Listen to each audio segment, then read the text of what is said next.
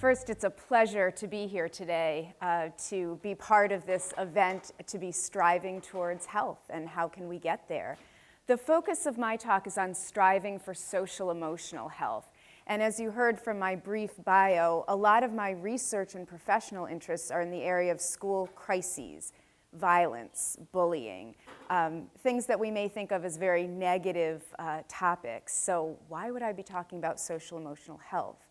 Well, I think in my study of crisis and violence and emotional and behavioral disorders, I've come to realize that these things present both danger as well as opportunity. In fact, the Chinese symbol for crisis is the epitome of danger and opportunity. And if you talk with anybody that has experienced violence or has an emotional or behavioral disorder, they're much more than just those features. There is a lot of resilience and prevention that can take place to make us healthier as a society. So a little bit about the name of my talk. First, striving. Any person, relationship, organization that's healthy and thriving is constantly changing, constantly evolving, and trying to improve. And so I think of it as you need to strive in order to thrive. And social-emotional health, what do I mean by that? I'm referring to the skills that we have or need as individuals in order to feel accomplished about ourselves, to be able to have fulfilling interpersonal relationships, whether those be friendships, romantic relationships, collegial relationships with others, and what's going to contribute to a more productive society. For children, academic and social-emotional health is paramount.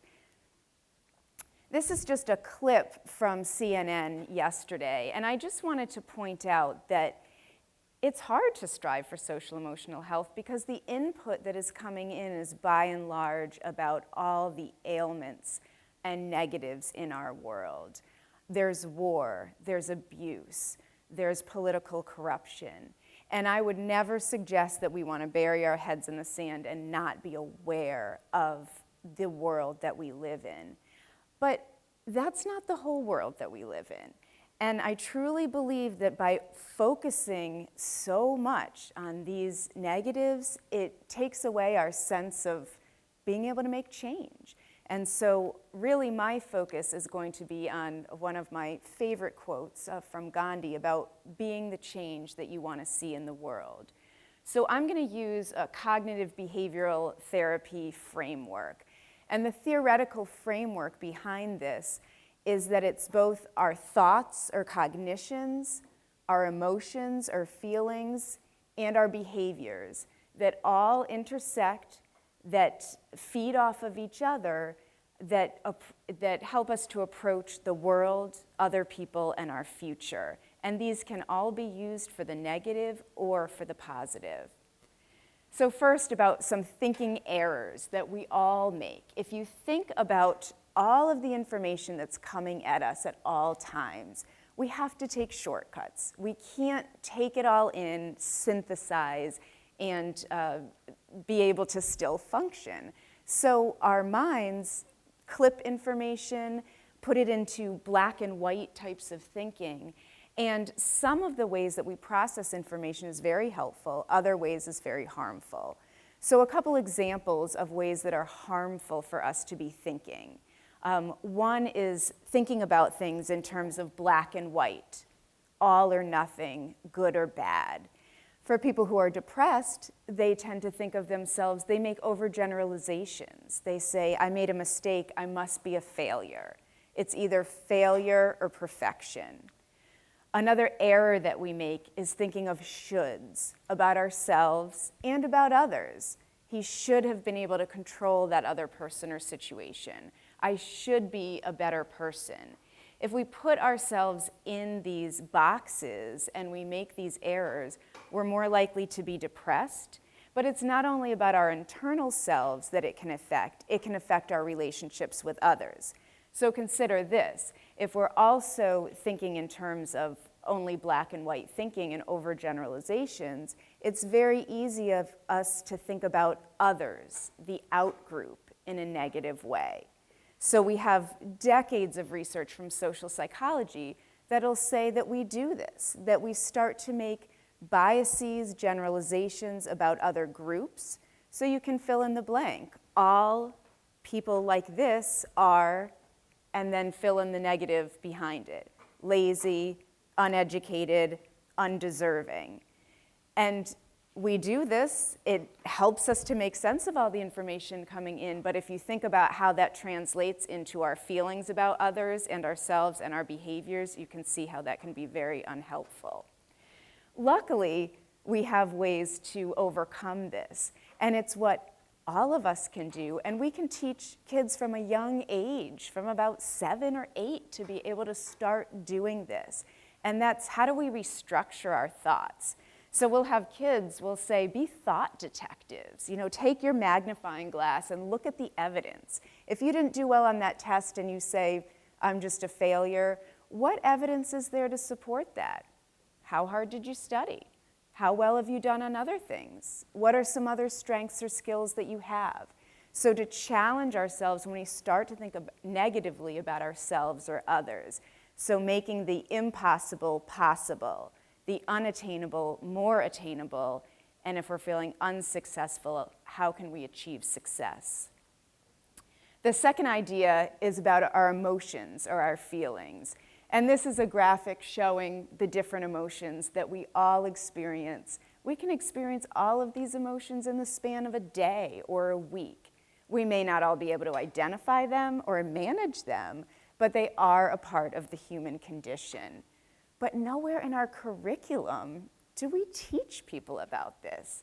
So we teach these very discrete skills that are very important for success, math and reading and social studies and history.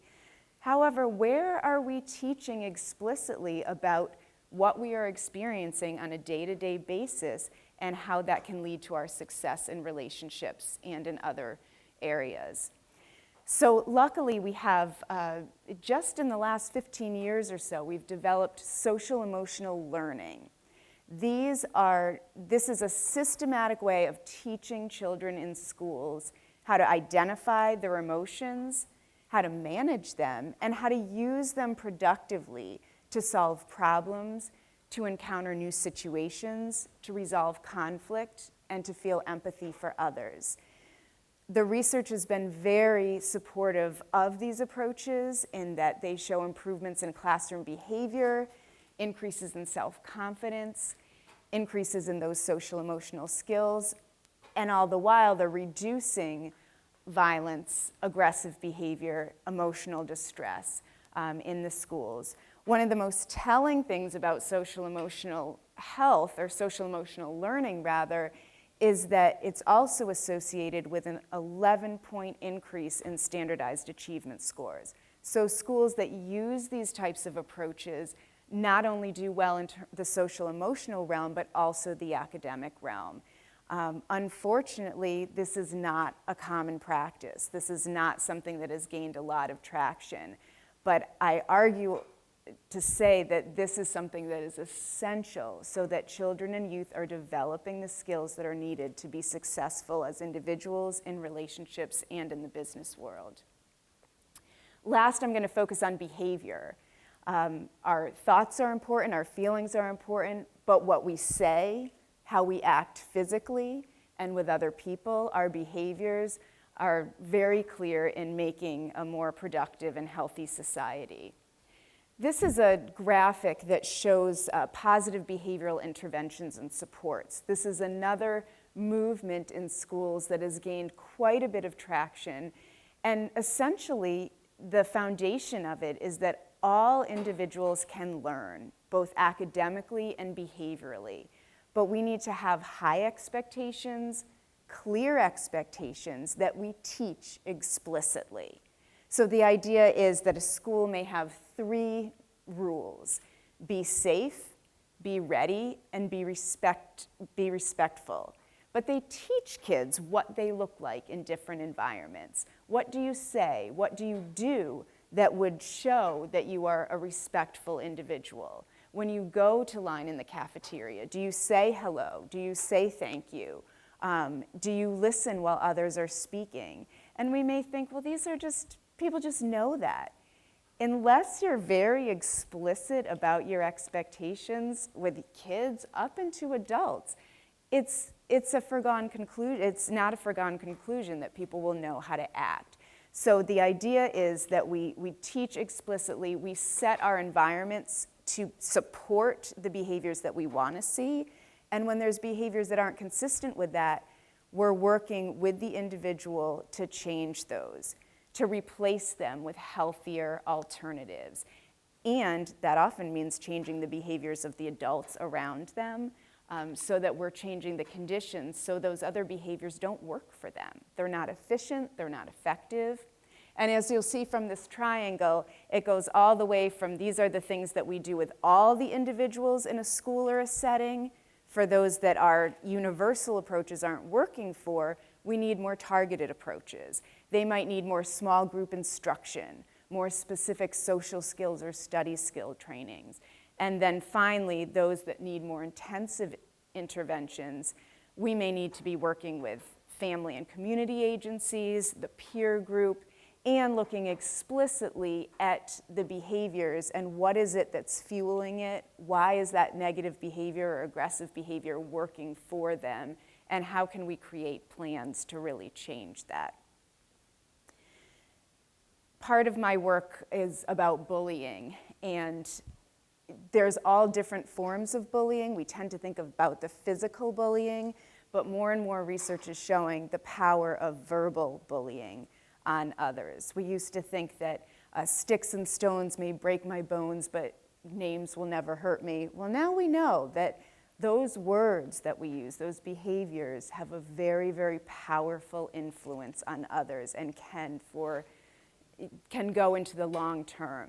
And so I think this picture is a very telling, this young boy is being told, you're a moron, you're a fool, you're worthless.